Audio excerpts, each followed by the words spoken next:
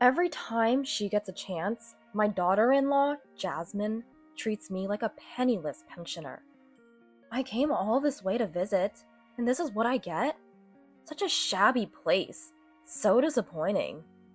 Well, I guess this is what you get on a pension. I can take whatever is said about me, but I can't stand it when someone else insults this shop. It was my son Louis, who started speaking when my anger reached its peak. My name is Susan. At 65, I'm still quite active for my age. My husband John passed away 3 years ago at the age of 70. He fought hard against liver disease, but sadly he couldn't beat it. However, John, ever the craftsman, fought bravely without much complaint until the end. John was 8 years older than me. In the back of my mind, I had always been prepared for the possibility that John might pass away before me. However, his departure came sooner than I had expected. For a while, I was like a shell of my former self, but thanks to friends and neighbors, I gradually regained my spirit. Now I'm enjoying my time alone, attending karaoke classes, a hobby of mine from way back, and going to the theater with friends. Another significant event happened after John passed, and things settled down. My eldest son, Louis, got married. I thought it would be something to cheer me up, but John and I had 2 children. Our eldest, Louis, is now 37 years old and works as an IT engineer. He's freelancing now, mainly working from home, and apparently he's earning more than he did as a salaried employee. Teresa, the daughter and sister of Louis, is currently on an overseas assignment. She hardly ever gets to come back home.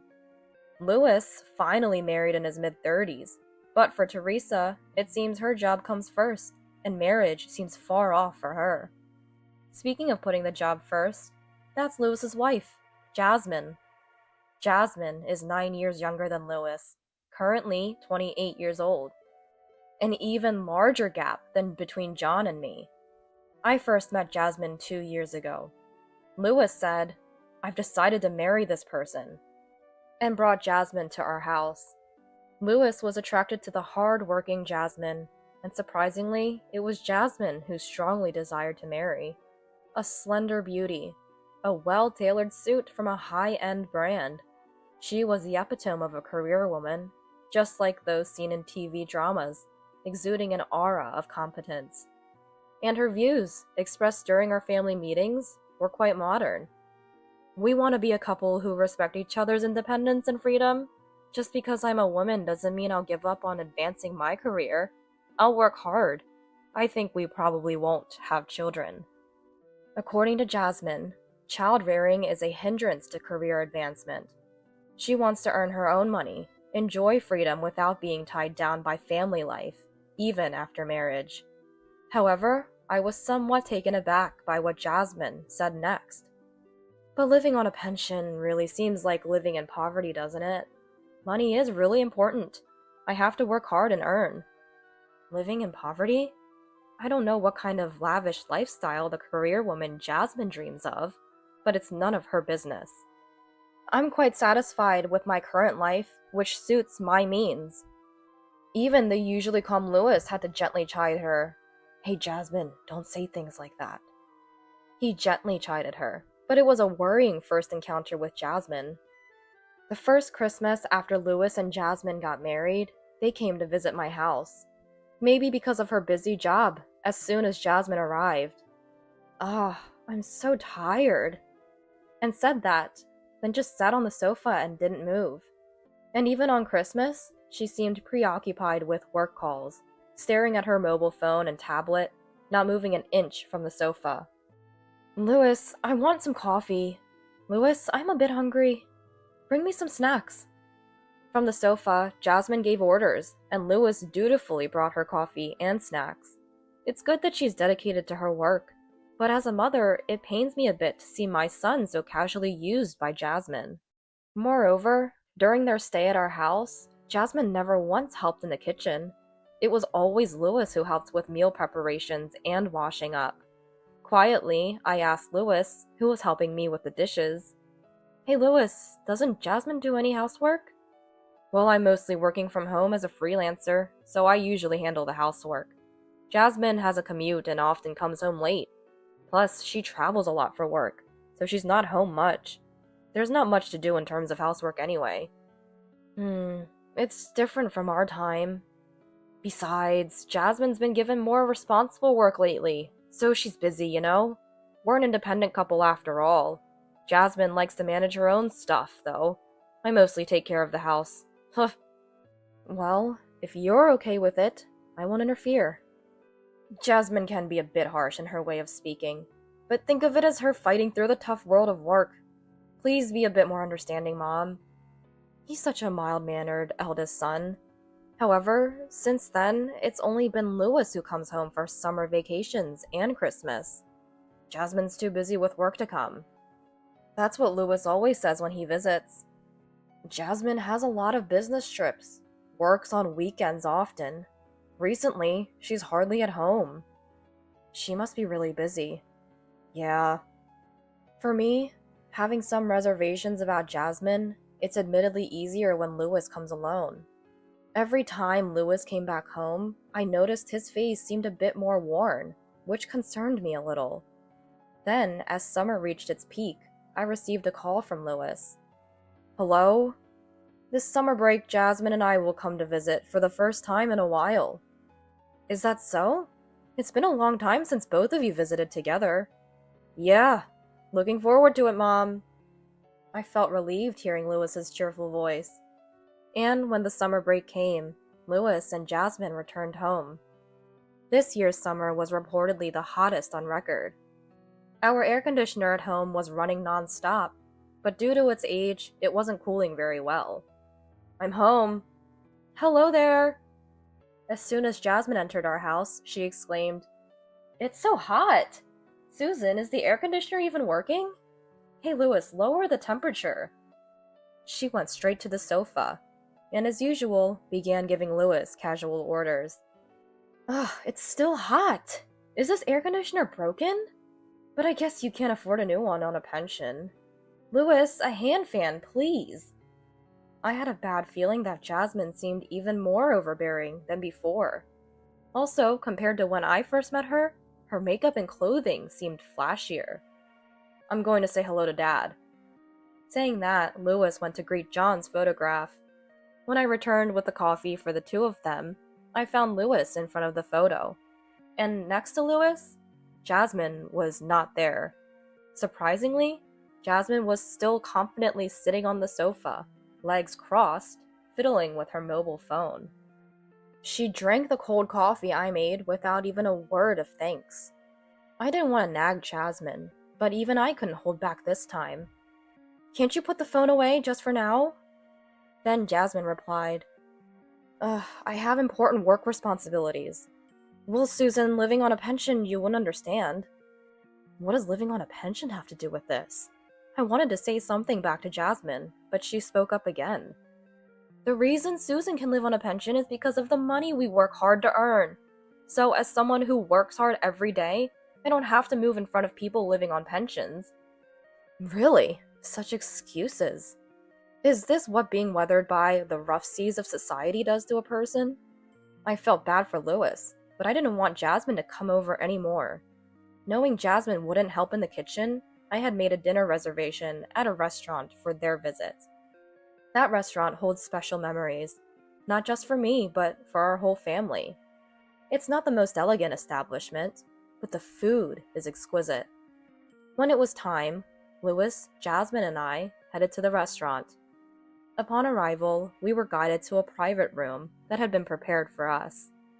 I'm going to say hello to Chef Brown. It's been a while since we've been to this restaurant. Before entering the private room, Lewis went to greet Chef Brown, leaving me alone with Jasmine. Just the two of us, me and Jasmine, in the private room. I felt uncomfortable and uneasy. Jasmine, as usual, was busy with her mobile phone. Just as I thought I should start a conversation, Jasmine spoke first. I came all this way to visit and this is the place? Kind of disappointing. Oh, why? The food hasn't even been served yet. This restaurant is really delicious, you know. And I tried to explain our family's connection to this restaurant, but Jasmine interrupted me, continuing her rant. I work in the city, and the places I usually go to for private dining or entertaining guests are those trendy ones featured in magazines.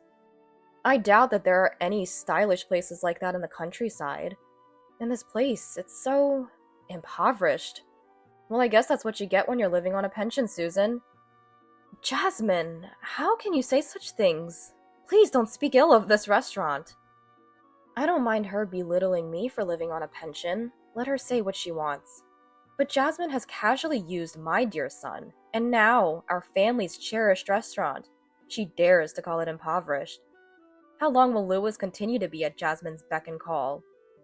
Various thoughts I had been holding back swirled in my heart. Today, I've had enough. It's time to stand up to Jasmine. As my anger reached its peak, I took a deep breath, ready to respond. When we get home, Jasmine. The voice wasn't mine. It was Lewis. After greeting Chef Brown, Lewis returned and stood at the entrance of the private room. His eyes had a coldness I, as his parent, had never seen before. I will absolutely not tolerate anyone speaking ill of this restaurant. His eyes said, Leave this to me. Jasmine, this restaurant, you see, was started by my dad and mom. Really? Jasmine must have never seen Lewis so angry before. She couldn't continue her usual haughty behavior.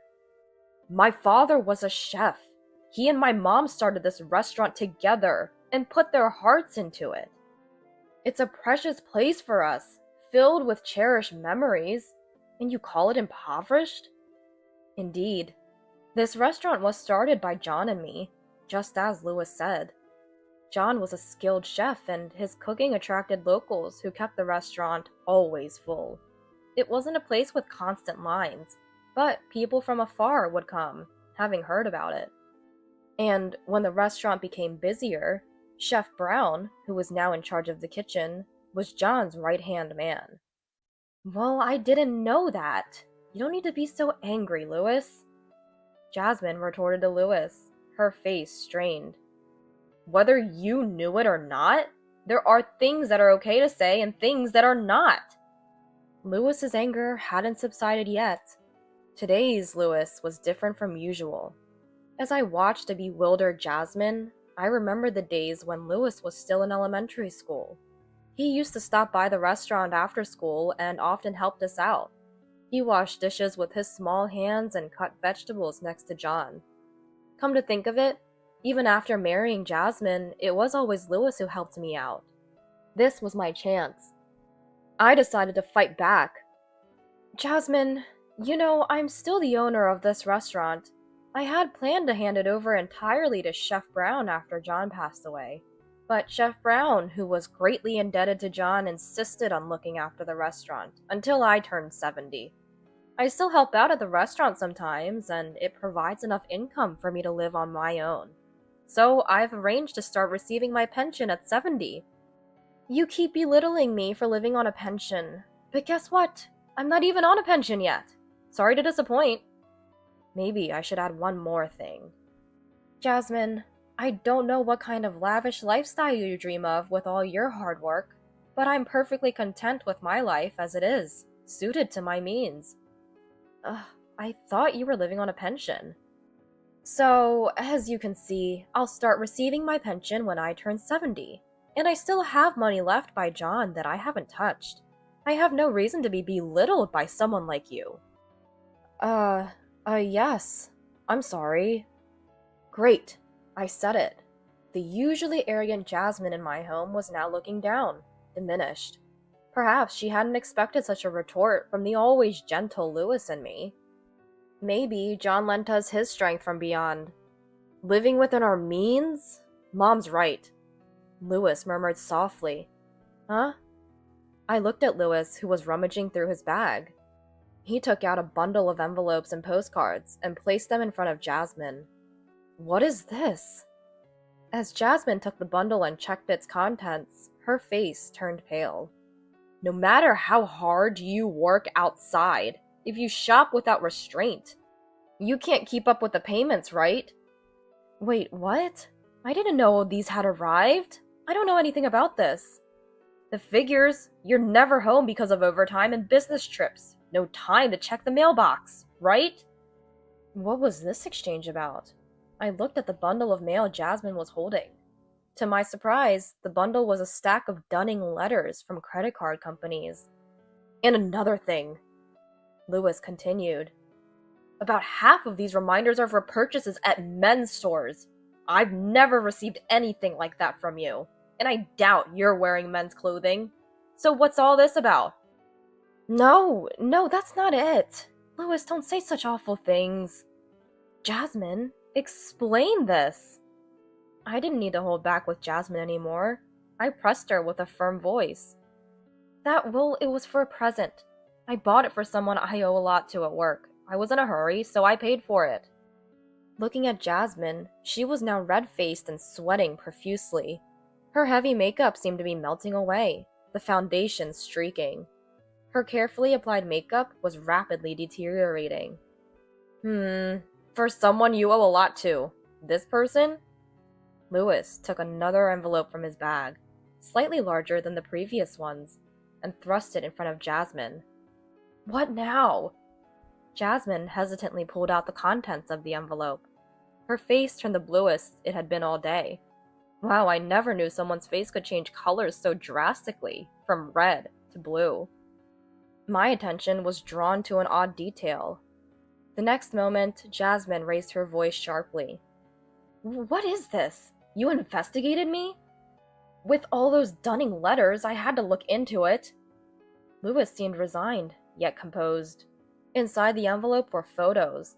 There was Jasmine, walking arm in arm with a flashy young man, both smiling. Jasmine entering an apartment building, presumably the man's home, with him. And the most damning evidence was... well, let's leave it at that. Explain this, Jasmine!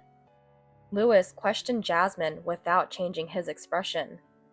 What's wrong with taking a little break? I'm stressed from work. Lewis, you're older and too calm. You don't provide me with any excitement. To me, you're a house husband. House husband! I wouldn't have married an older guy like you otherwise. I need some excitement outside, or I can't stand it. Jasmine, now red-faced, blurted out. Stop it right now! Finally, my anger exploded. Jasmine, listen to me. How dare you let Lewis handle everything at home, treating him like a housewife even though you're not supporting him. You said it when we first met, that you wanted to be a self-reliant and free couple. How is overspending to the point you can't pay for it being self-reliant? And thinking that infidelity is okay just because you're free? I don't want to see your face anymore. Get out of this restaurant right now. Susan, you don't need to get so angry. Quiet! Just get out! Lewis delivered the final blow. Eh. Apparently startled by what must have seemed like the first and last time Lewis and I showed such fury, Jasmine fled the restaurant. Is everything settled? The one who appeared was Chef Brown. Chef Brown, I'm sorry for causing a scene.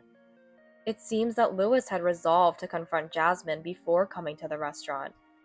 He had gone to greet Chef Brown earlier to explain the situation. It's okay, Lewis. Susan, the food is ready, so I'll bring it over.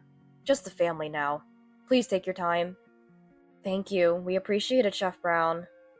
Lewis and I regained our composure and enjoyed the restaurant's food for the first time in a while. Eating brought back memories of John. Chef Brown had faithfully continued John's flavors. Afterwards, Lewis stayed at my house for a while, proceeding with divorce proceedings from Jasmine. With indisputable evidence, he left everything to a lawyer. Then, after finding a new home, Lewis moved his belongings out while Jasmine was at work. According to what Lewis heard from acquaintances, Jasmine continued to spend lavishly on men, even after the divorce. Her mailbox was always full. Her card payments lapsed, and eventually her workplace started receiving calls about it. This led to her workplace finding out about the affair and divorce, and she faced daily criticism at her job. She must be feeling very uncomfortable.